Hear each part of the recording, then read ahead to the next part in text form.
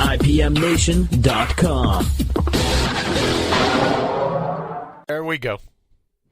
All right. Whatever.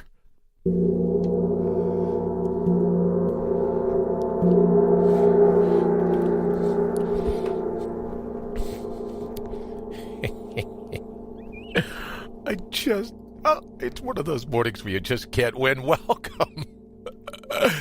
And thank you for stopping by the number one rated show on IPMNation.com. Thank you very much, episode 247 of The Gong, heard round the world. And also, let me thank you for all the shares this morning. Appreciate it.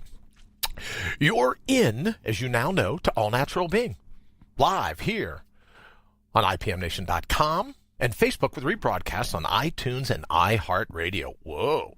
Greetings wherever you are, here in the Garden of the Mortals. Think about that. Broadcast as it happens from the Outpost Studios here in Columbus, Ohio, where we're always, one thing you can count on, we're putting your heart's highest priority top of the list. Now, it's true. We do set aside a few minutes each day to grab a quick dose of cognitive Kevlar, a booster shot to protect us from all the social justice psychopaths wreaking havoc in our world. These cognitive hemophiliacs taking ED, emotional delusion, to the next level. Remember, don't feel bad about it, because it's these intellectual glass jaws that they went to war with us. We can look at all natural being as a battle cry for your brain, putting your primal scream front and center in your life. Because the question is, why slight your bright? It's time to reboot your robust, to find your ferocious, to out-brutal the brutal in the cut and shuffle that fate deals you on a daily basis, and to bring your own bold once and for all.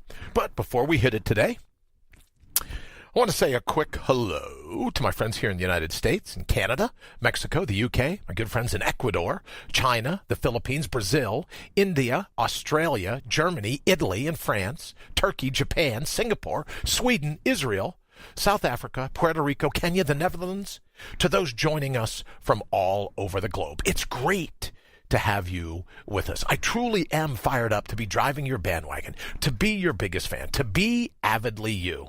So what do you say? It's time to mortal up. Let's go kick in some doors. And I don't know if anyone's been paying attention, but one of the things that struck me was just in the last, 24 hours, I went this morning to get some gas in the car, and the price of gas jumped 50 cents where we live. So it made me think a little bit about the topic I'd like to kick around this morning as we start. It seems that manufacturers, car manufacturers, automobile manufacturers, they say, you need premium gas in order for the engines and everything in these engines to work properly. You need premium gas. So sometimes we'll forget the 50-cent jump in the price of just regular gas this morning.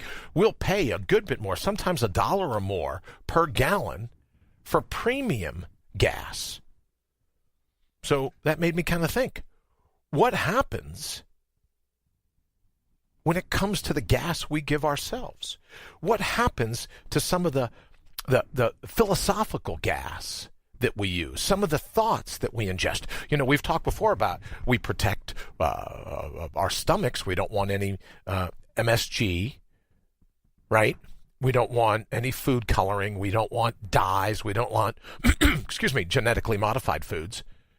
But what about the thoughts we ingest? We talked a little bit yesterday about binge thinking and, a philosophical autophagy. But then it made me think, it's not just about cutting out. It's about identifying, right? Just like premium gas. If they're going to run the price up, then don't you and I deserve premium philosophies? Don't we deserve functional philosophies that are designed to make sure that your engine, your mental engine, is firing on all cylinders. It's running the way it should, right? So we pull up to the gas pump, we'll buy premium gas and don't think anything about it, paying all this extra money, but then we'll just allow the craziness Will allow all the thoughts of the social justice psychopaths in to start ricocheting around? Like their mind and their rat's nest is something that we should invite into our own?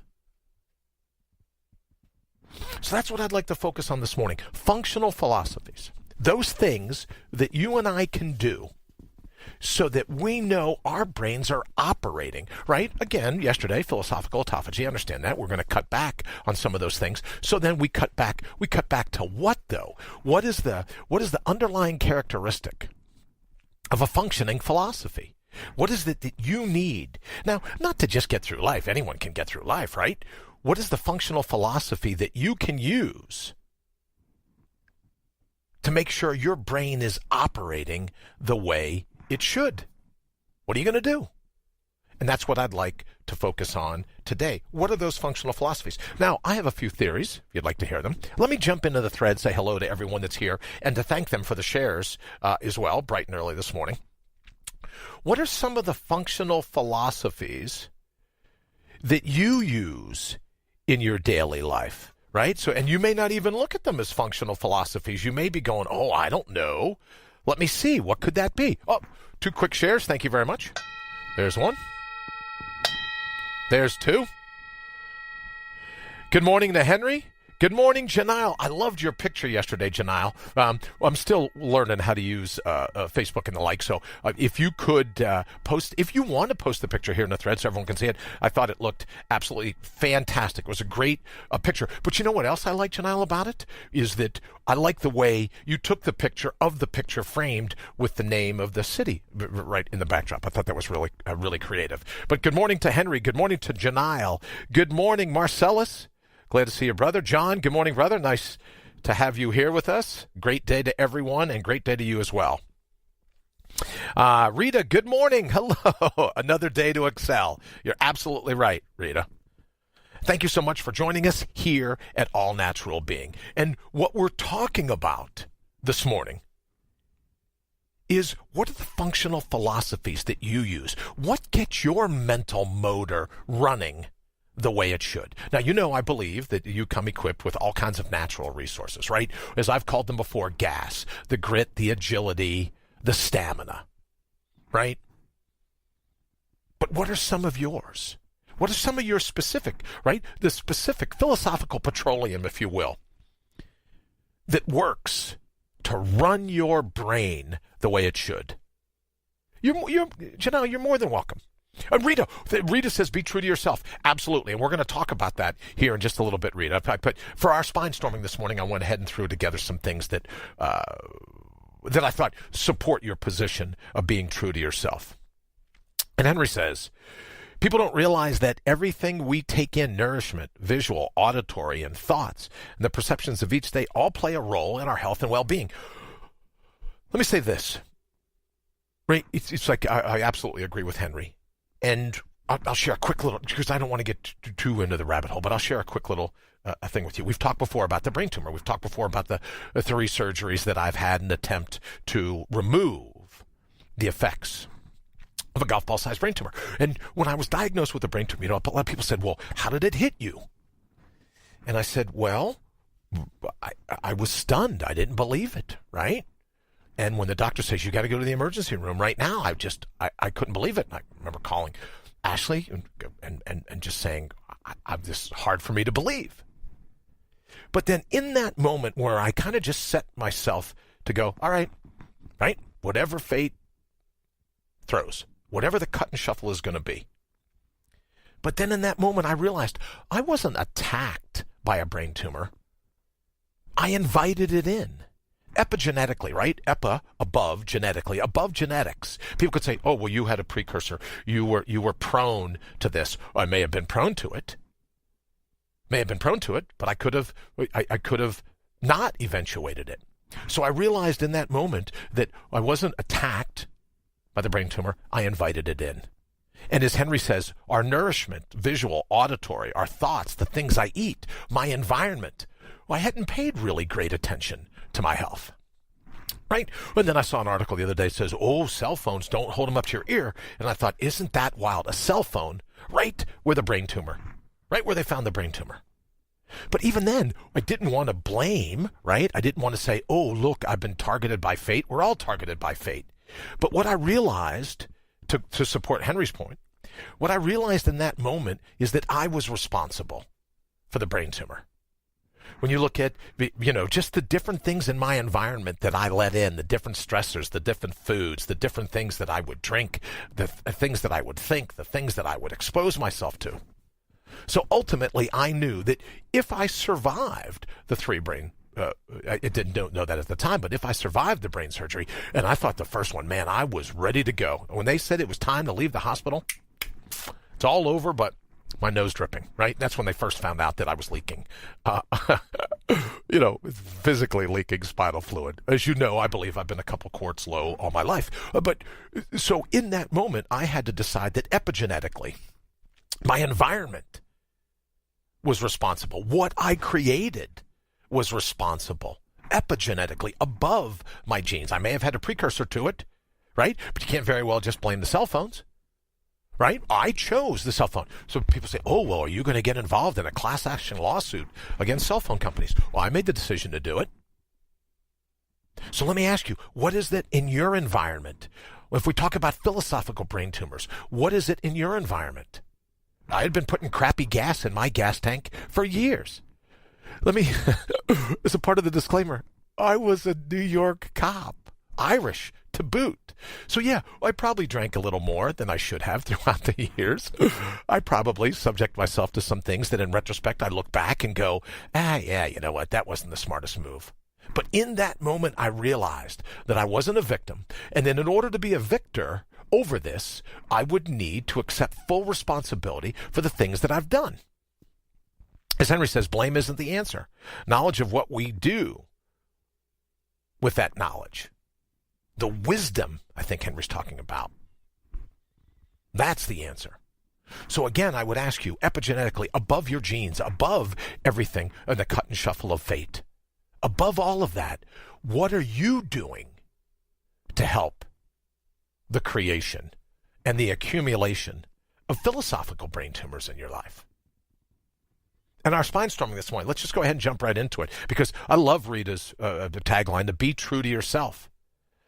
August Wilson, the playwright, says, confront the dark parts of yourself and work to banish them with illumination and forgiveness. Your willingness to wrestle with your demons will cause your angels to sing. Think about that. Your willingness. That's why he's a playwright and I'm not, right? It's beautiful. Your willingness to wrestle with your demons will cause your angels to sing, right? That's no different than believing the universe dovetails when you follow your destiny, when you bring your own bold. Angels are digging it. They're singing because you're wrestling those demons. And I would offer to you, Rita says, be careful of thought because they are manifested in one way or another. Absolutely true, Rita. And for me, I had to look back and go, all right, how was I culpable? How was I responsible? Oh, well, genetically, who cares, right? We're all prone to something. But what role did I play in the cultivation of a golf ball-sized brain tumor, for goodness sakes? But think about Wilson's line. Your willingness to wrestle with your demons. So, as Rita says, working that A-watch. You're absolutely right, Chief. Too much of Dunkin' Donuts. Well, I am an Irish cop. Too much Dunkin' Donuts. And you know what's wild, Chief? I didn't drink. I didn't drink coffee. I've never had a sip of coffee. Well, I couldn't even stand the smell. I've never had a sip of coffee. It's the most vile liquid on the planet. And I've had some pretty lousy tequila in Mexico. And I can tell you nothing compares to the taste of coffee, which I've had to have now because I need the caffeine in terms of, because I should probably mention this, that when they wanted me to do the anti-seizure medication, they wanted me to do the pain medication, this and that. I refused the anti-seizure medication as soon as I could get off the pain medication and maintenance medications. Well, I got off of those things because I didn't want to put those in the system. But caffeine in coffee helps mitigate a little bit of it for me every day. So I don't know about the Dunkin' Donuts, but those little donut holes, they're good. But let me ask you. If we go with Wilson, Your willingness to wrestle your demons. Rita says, be true to yourself. What if being true to yourself is to make your angels sing? So in other events, or in other words, being true to yourself is making your angels sing, putting your heart's highest priority top of your list. And those demons, which your ego kind of uses as a tag team, right? Your ego will go, tsh. Letting those demons in to ricochet around in your mind. It's through illumination and forgiveness. So as we said yesterday, Marcellus, oh my God, coffee is a part of the blood, just like plasma. I will tell you, my friend, I just haven't cultivated. What do people say? Oh, you have to acquire a taste you have to acquire a taste for something. Oh, I just am never going to acquire the taste for coffee. It is, but I get up every morning because I can, it's a little bit of a cheers. Thank you, Janelle, very much. Cheers. But how about you? Rita says we've got to be true to ourselves. True to ourselves is the wrestling of those demons. Because they're not just going to let you put your heart's highest priority top of your list. There are all kinds of things that are going to jump up in your way and go, you can't do that. What will people say? What will people think? How will people on Twitter respond? Harvey Fierstein, the Tony Award-winning actor, I thought he handled it perfectly. He said, never be bullied into silence. Never allow yourself to be made a victim. Accept no one, zero definition of your life. But define yourself. As Rita says, be true to yourself. When we define ourselves by putting our heart's highest priority, top of the list. Our willingness to wrestle with the demons that are trying to hold us back. The nets that are cast to hold us back. We're willing to wrestle those demons. That's when the angels sing. They're not singing when we're looking to ourselves as a victim. They're not singing when we're complaining constantly. But when we accept responsibility and go, it's on me to make this work, that defines who we are. Henry says, we must come to realize in the end, we are responsible. Knowledge, and deciding to use that knowledge is wisdom. Having the knowledge and not using it is foolish. And I would offer, Henry, amoral. Everyone's worried about, what's the morality? You need morality in life. Well, how about the morality of turning a blind eye or a deaf ear to your heart's highest calling? What are we talking about when we talk about morality? When you turn your back on yourself, how is that mentally moral? We're here, and as best we can tell, this is our shot. So we're going to squander that shot by giving the committee the right to vote in how we feel about ourselves? Rita says, but you have to let go of fear to fight the demons. Right, because you're absolutely right, Rita, and that's the biggest tool they have. Demons want you to be afraid of what's under the bed, what's in the closet, what happens when there's a bump in the night, when the lights go out. Demons want you. Right? But Mark Twain said, false expectations of appearing real. That's what he used in his definition of fear. Demons are all over the tag team with the ego to use fear to keep us in check. So letting go of the fear is another reason, in my estimation, another reason that causes the angels to sing. Frederick Douglass, the abolitionist, who you've heard me say, one of my favorite writers. He's the one that made the quote, if there is no struggle, there is no progress. He said, I prefer to be true to myself, even at the hazard of incurring the ridicule of others, rather than to be false and to incur my own abhorrence. He wanted to wrestle with his own demons. He wanted to hear his own angels sing. He wanted, as Rita said, to be true to myself, even at the hazard of incurring the ridicule of others. And I'm beginning to think the ridicule of others, it's great tinder. It's great starter wood, if you would, when it comes time to build the fire, to put your heart's highest calling top of your list. Because here's another thing that we have to come to grips with. If it were easy, everyone would be doing it. So of course your critics, Of course, critics spew, both external and internal. Right? Tomorrow we're going to be doing Troll Alert. I've sent a picture out to a couple of close friends just to let them see exactly what we're going to be doing. But we have Troll Alerts. So we'll be doing that tomorrow. I'm very excited about it. But we also have to think, how are we a troll to ourselves? And we're a troll to ourselves when we refuse to wrestle with our demons. Janelle says, it's up to us to accept the challenge of the possibility of our thoughts. That's a great challenge. And I would say, Janelle, that makes you morally responsible. That you say, no, I'm going to throw myself into the ring. I'm going to throw myself into the octagon. I'm going to give myself, and that goes back, I think, Janelle, to our premium philosophies. Functional philosophies to go. And that functional philosophy is very well, it could be Frederick Douglass when he says, I'm just going to be true to myself. As Rita said a little while ago in the thread, I'm going to be true to myself. So, bringing it a little closer to home, how can you be true to yourself today?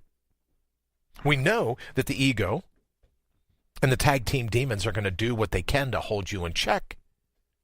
And, we talked about in the beginning, August Wilson says, to banish them with illumination and forgiveness. He's not saying cut them out with a paring knife. He's saying illumination, let's talk about what the ego is really intended to do, and then forgiveness. Because, as I've said before, at the ripe old age of having celebrated my 49th birthday, a few times, at the ripe old age of that, right, if I still had training wheels on my bicycle riding down the street, you'd go, Bri, I think it's time to lose the training wheels. If I went to a public swimming pool and I still had water wings, one of those big floaties with the dinosaur head right in the middle, if I was still using that for equilibrium, if I was still using that for flotation in the pool, you'd be like, all right, big guy, thinking it's time to lose the inner tube. Same thing with the ego. We grow to a point in our lives where we go, through illumination and forgiveness for holding us in check as long as it has. Because ultimately we can say to the ego, yeah, we understand what you did with the demons. We understand how fear, right? Because we had to know that fire's hot so we don't get burned. We had to be fearful of running with scissors. We had to be fearful of crossing the street without looking both ways, right? So in terms of, we talked before, epigenetically, we had to have a little bit of fear just to make sure that we were functioning properly, to be able to get to the age of illumination and forgiveness, right? We had to be able to get to the age where you could willingly wrestle with your demons and get to the age where you even know what it's like to hear your angels sing. That's just beautiful. We have to get to a certain age where we're never going to be bullied into silence. Never allow yourself to be made a victim. We have to get to a certain age. And then when we get to that age, it's that illumination and forgiveness that Wilson's talking about. Henry says, our concerns of how society judges us is immoral. Society is the example of foolishness as members follow the masses to fit in. Exactly. Exactly, Henry. But if fitting in causes you to be on the outs with your own heart, what's the value of fitting in? If being in the in crowd causes you to ostracize, causes you to ignore, when Rita says, to be true to yourself, then fitting in, that's a pretty decent price to pay for turning your back on yourself, for turning a blind eye and a deaf ear to the calling of putting your heart's highest priority on the top of your list, of wrestling those demons so that you could hear your angels sing. It's a high cost of buying into your own troll, your inner troll, right? We got an uphill battle as it is fighting all the external trolls. How about the inner troll? And what will you do today? As Henry says, that's the injustice we do to ourselves. So let me ask you a question. What will you do today? My new favorite term is unsabotage, right? Because when I was confronted with the brain tumor and the aftermath and everything, I had to unsabotage. I had sabotaged myself by a lifestyle. And who knows what the specific lifestyle was. But right now, as I study a good bit more about both my physical immune system and my philosophical immune system, Instead of being a victim, I was simply going to identify the truth, right? Everyone's worried about fake news. I was going to identify the truth. And the truth was I was responsible epigenetically. The environment that I chose to put myself in made me susceptible to that kind of illness. Now, I don't want to go into the whole, which we will next week. I don't want to go into, which is a great time to mention tryh2.com, why I have, and let me see if I can do this so you can see it here, but I have, and what I use each morning, my inhalation unit, to be able to get the hydrogen that I need. And then I have my water units that I use to be able to get the hydrogen in that I need. It's a process they call hydrogenation. But what I needed to do was, in addition to the hydrogen ingestion, if you will, I needed to figure out what philosophies I was ingesting. As Henry says, to be an injustice to myself. What philosophies were I ingesting? And just as important, when it comes to the good folks at tryh2.com, and when it comes to the hydrogen inhalation, and it comes to the hydrogen ingestion, right, to go in and start to beat up on some of those free radicals that are just wreaking havoc in my body, I needed to think about some of the philosophical, some of the cognitive, some of the intellectual free radicals running around. And what could I do to counter their effects? What could I do to unsabotage myself? Because ultimately, I was responsible for the brain tumor. I have to tell you, it was probably one of the most humbling things I've ever had to confront. Because I'd been studying for years, 30-some years. I had been studying the workings of the human mind, coloring books and all this other craziness, right? To figure out exactly how does the human mind work, all the way down to, being able to visualize it, which is why I have my little glass thing here. I don't know if you can see this, but that's the human brain. And then one day to wake up having lost all feeling in my tongue and go in and go, yeah, you got yourself a golf ball, right? You got yourself a golf ball. And then to have to come to grips with the fact that I was responsible. Now, I'm not saying I sat there and go, oh, yeah, well, I think I would love a brain tumor. Oh, and you know what? To make it really special, could you throw in a brain shunt because it should be a package deal. Come on, right? So, no, I didn't actively set out, but I passively allowed myself to be subject to the things going on in my environment. As Janelle says, thank you, Marcellus, very much. As Janelle says, the foods we choose to put in our bodies. Time to repair the damage that my choices created. Janelle, absolutely. Not just the food, right? Not just the proteins, the carbohydrates, and this and that, but some of the philosophies that I ingested. We're worried all the time about our gut, but we won't worry about our gray matter. So it was only in that moment that I realized that I was responsible. So let me ask you. And that was a demon I had to wrestle with. I was responsible. So how about your philosophical tumors? How about some of those blind spots? How about some of those things that will trigger amnesia in you? And we're talking about functional philosophies on the go. We know that your natural resources, your grit, your agility, your stamina, I call it a buried logic, right? You have within you a buried logic, that logic that you need. You have an authentic vigor. And it's the 1-2 punch of that buried logic and the authentic vigor. It's the 1-2 punch of your heart and your head, making sure that they dovetail. That's what manifesting your destiny means. And I think Rita would probably say that's what it means to be true to yourself, to marry that authentic vigor and that buried logic to manifest your destiny in this world. Henry says, my daily goals are to accept the fact that ego is always at work and learning the difference between my thoughts and the ego's thoughts. Only then can I take control and allow the ego to go on vacation. Absolutely, Henry. And that's the cool thing about it, because a part of that is the wrestling of the demons. But the payoff is that you get to hear your angels sing. So going back to Harvey Fierstein, never be bullied into silence. Never allow yourself to be made a victim.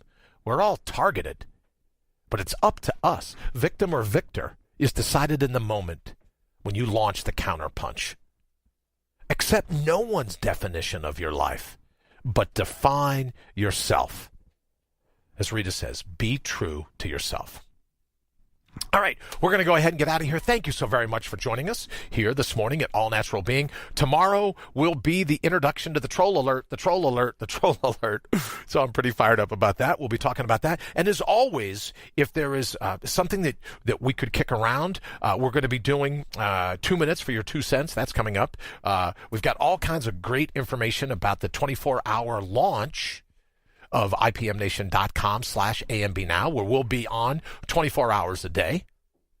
We've got some great information about that coming up. Also, Spin to Win Wisdom, where we use our wheel. And if you have a philosophy that you'd like to put on the wheel, we'd love to have your input. Don't forget, you could be like co-executive producers of the show. So we'll get into a little more of that housekeeping tomorrow morning. But thank you all so very much. Hope I didn't miss anyone here on the thread. Thank you so very much for joining us here at All Natural Big. Excuse me. We'll see you back bright and early tomorrow morning. Have an absolutely fantastic day. IPMNation.com.